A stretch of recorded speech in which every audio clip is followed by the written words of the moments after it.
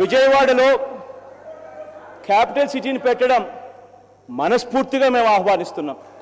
రాజధాని విధులను 3 ప్రాంతాలకు విస్తరించడానికి నిర్ణయించడమైనది. To Visakhapatnam, which is going to be our capital. రాజధాని అది ఒక రాజధాని కూడి పెట్టేస్తుందా?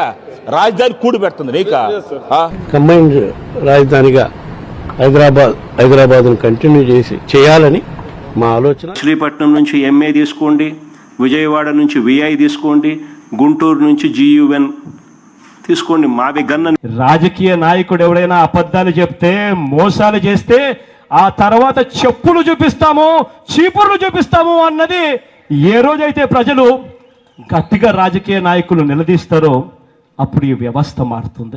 నాయకుల మీదకు కోడిగుడ్లు విసిరారు ఉండవల్లి రైతులు.